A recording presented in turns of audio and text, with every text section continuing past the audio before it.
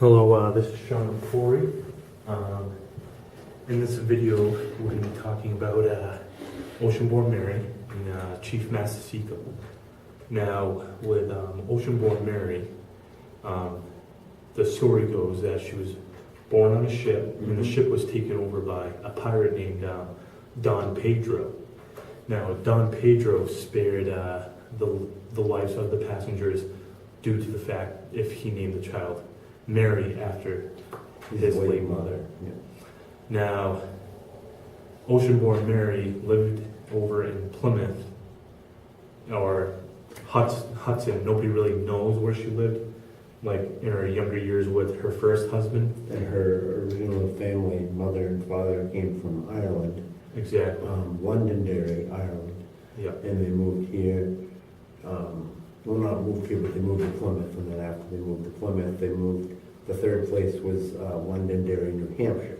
Yes, that's what it was. Yes. And then from there, her husband passed away young, and she bore 2 sons and 1 daughter. Now, she went to go live here from what the story goes, but there's other stories that said that she moved here, lived with her son, was the first story. And the second story was she moved here with the pirate after her husband passed away. Now, Don Pedro, where the story comes in about the treasure is Don Pedro took over a ship off the coast of Texas, which was, I think, a Spanish ship, which is weird because you think of Mexicans. Mexicans are, yes, indeed Spanish, but this was a Spanish ship because it was down at a port that was in Texas that had a lot of trading with the pirates and other people. So he took over the ship and he grabbed all the crew, and he didn't spare their lives. Instead, he threw them down at the brink and set the boat on fire and pretty much burnt them alive. And after that, he stole $20,000 worth of silver or gold bars. And I mean, back then that's a lot of money, and it's a lot more money now. Today, in 2017, that's worth almost $1 million, and bars, and you know, with the way that the weight is, it could even be even more. Now, I read a story, and in the story it says that Oceanborn Mary got married to him, and she would have been, I did the math, and she would have been in her 20s or 30s, and Don Pedro would have been in his 50s or 60s, which makes him very young still. And at the first point where he first met up with Mary, he did not have the treasure with him. And that's a proven fact, is that he didn't have the treasure with him. And why he didn't have the treasure with him is because he was wanted, and he had a reward of $20,000, which is very weird coincidence, and that's how much he stole, but it was $20,000 for him, dead or alive. And it was in Plymouth, and people were looking for him. Because that's where he stopped, and he left Plymouth looking for Mary Wallace, which is Oceanborn Mary. Now, from what I read on the story, and I think that me and Corey might be on top of this treasure, is the fact that in the story it says that her husband, if she did marry the pirate, which we think she did, you do have a lot of people, like Corey said, say that, you know, she didn't marry a pirate and blah, blah, blah, and you do hear that a lot, and you'll find it on the web. But, you know, it's he said, she said. But if the stories are true, which we were 100% sure, because it just kind of makes sense, is that Oceanborn Mary wrote down in a book that she watched her husband, but she didn't explain if he was a pirate or if he was a pirate, go out into the woods with 2 other guys with a chest, and only her husband came back. And so I'm thinking, you know, he might killed the two other guys that was helping them bury the treasure. Either that or he just left them out there and then went back. We don't know. The story, mostly everything, if you read it, is it says that she was born on a boat. Her parents had to, like he said, had to name them after the late pirate Don Pedro's mother, which was Mary. Exactly. So she got her name Ocean-born Mary.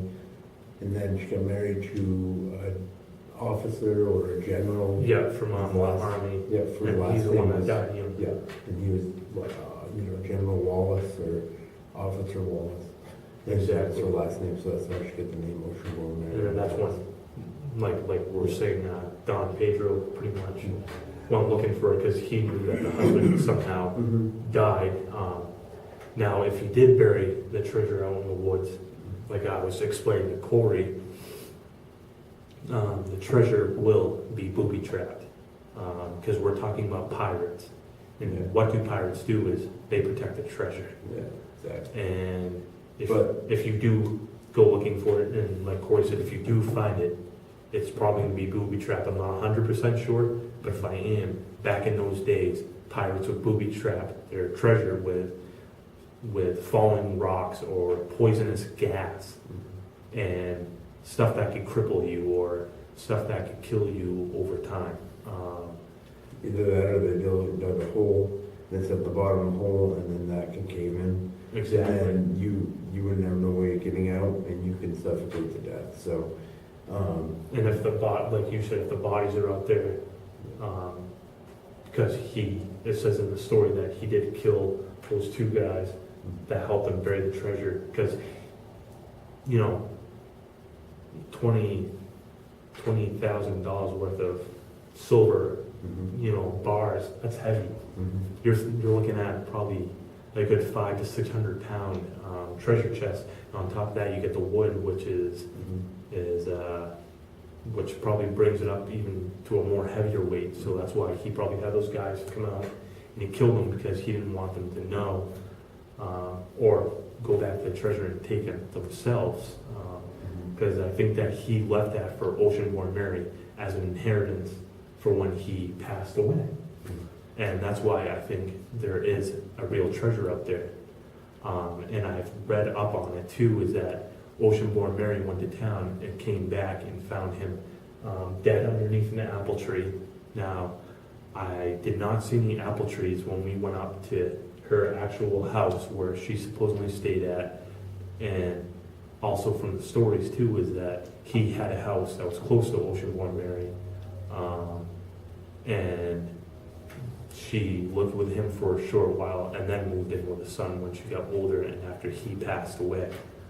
And you're going to hear differently from the Historical Society where we live, because I think that they're trying to cover it up, because that is a lot of money if somebody finds that, and it's going to be a really big treasure. And the other point number two is that if it is here, if there is one here, we don't know the story, but it is folklore, which is somewhat of like fictional or whatever, so we don't really know.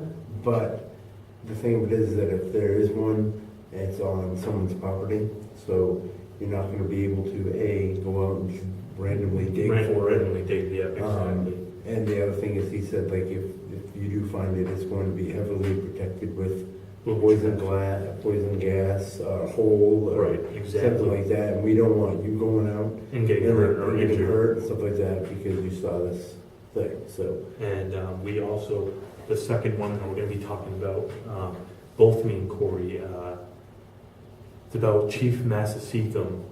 Massasecum Lake is in Bradford, New Hampshire, and it's named after Chief Massasecum, an Indian chief. Now, a couple summers ago, me and Corey were out in the woods and we found a rock. And now we have two of these huge boulders that have Indian carvings on them. And in the Indian carvings, it shows different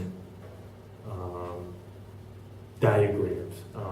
It showed us in one rock that it was a hunting ground. And you could see the arrows You could see a beaver, you could see a deer, you could see stuff like that. And we brought, And a Christian symbol. exactly, we brought one of them back because it's certain people told us. The Corps of Engineers. Yes, we have to send stuff back to leave it there, so we did. And would you say they didn't like that because we're on top of it, or Well, they because didn't, they knew that we knew where he might be buried? Because nobody's found his burial site yet. I don't know, I think it was more of like, they just don't want, they didn't want us randomly wandering around and moving Or stuff digging, or yeah, whatever, yeah. digging for things, because you don't know what you're gonna find if we, And what you did, would you say we did, me and Corey, we did find burial mounds, which were stacked with rocks and looked like a bed of rocks. And I guess that's what Indians did back then to protect the dead from, animals, disease, things, burying it up because it makes it heavy. So we did find burial mounds, and I think we were on Chief Massicum's camp. we went through where, I guess apparently where they were walking and went through. Right. We haven't been to see where he was.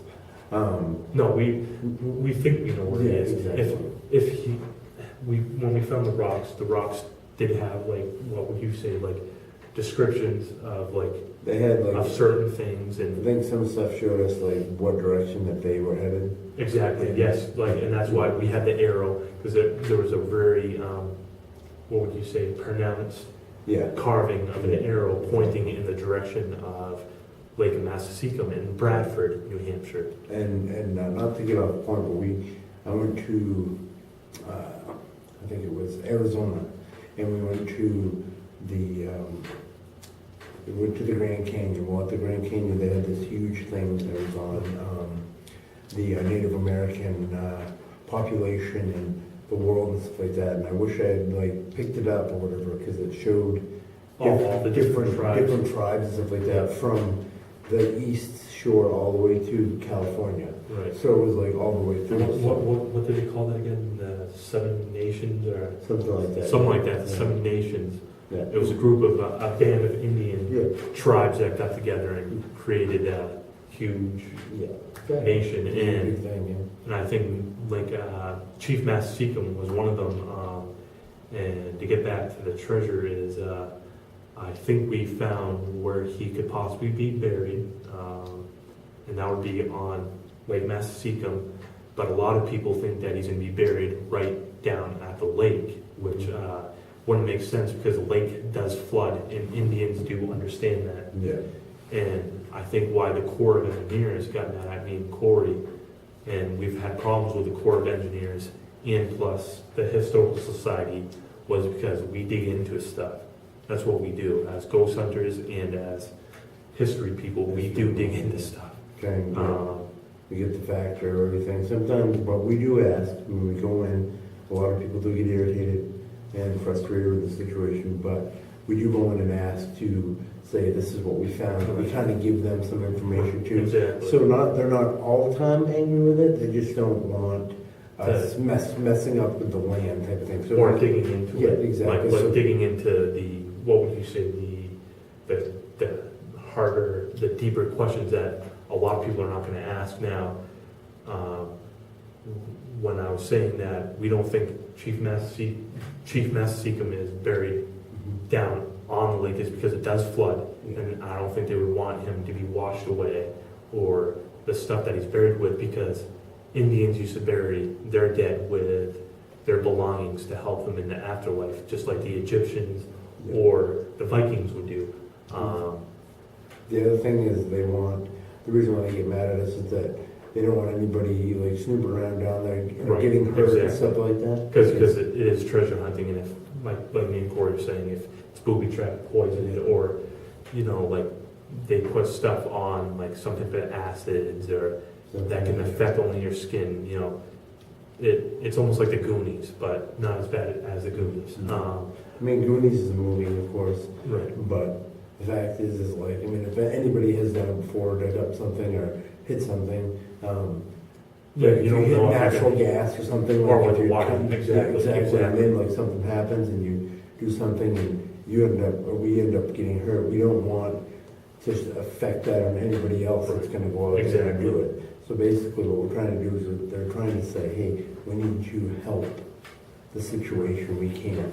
And Just, and with Lake Massaconaway, I think where the treasure is buried, and I've done a lot of research on this, is there is hills and mountains around Lake Massaconaway, and some of them don't have trees, yeah, and they're very rocky, and it's almost like you could hide a cave in there. Now, I think if the Indians were smart enough, they would be living up in the mountains at that time, overlooking the lake, looking for the white man, which is us. Or it would be like a higher view for protection purposes. Now, I think why Chief Massaconaway might be in a cave is because it's protected, and they're going to protect a body of a very, what would you say, like a significant person. Like, we have our president, this person was like the president. For the Indians. Exactly. And he was very, he was a leader, like he was a leader of a tribe, and that's what type of thing happens. and if he is buried up there, he's going to be buried with, what would you say, Indian artifacts. His mummy might even be still well preserved, and things will be well preserved if it's in a cave. The other thing is too, is if you disturb the body or whatever, in paranormal terms, you'll get cursed. They'll curse you, like if you go to like a mummy type of thing. Exactly. And usually what happens is that curses people, and that it messes with your life the rest of your life. So we don't really do that. We're trying not to do that. We're just trying to find the history behind. And if we do find these artifacts, what would you say when we report it? Yeah. And that's in their hands. Yeah. And if you go looking for this, if you go to the cave, or you go looking for ocean-born Mary, or like Corey said, it's going to be booby-trapped, or if you go to the cave, you're going to have falling debris and falling rocks, and that can be a big danger factor. And me and Corey are going to be leaving you on this note, and we're going to be putting up more videos, and hopefully, we'll figure out some more ideas. And if you like this, please subscribe to us and give us a thumbs up, or give us a thumbs down if you disagree. If you don't like something, you can disagree. You can say, no, I think that this is this or this is that, or if you have any information or whatever, definitely bring it to our attention. Say, like, just please don't go looking for this treasure. If you do, just please be careful. I mean, I'm 100% sure that there is an ocean-born Mary treasure, and why there is a treasure is because of the fact that he wanted her to have like something to fall back on, like money-wise, like when he passed away. I think that's why there is a treasure. And I think with the Massaconaway, like you said, it was pointing us in that direction of the lake, and showed what Christian symbols and what this crosses usually mean: death, or religion. And I feel that he would be up in the mountains, up in the hills, safe from the weather, and that's where his body's going to be, not down by the lake. Because like me and Corey were explaining earlier, you get the floods, and it's more easier for the white man to dig up, or and the other things that we still want, if something happens, we don't want it to come back on us because you saw the video and you thought, oh, hey, I'll be a stunt hero and I'll go do it.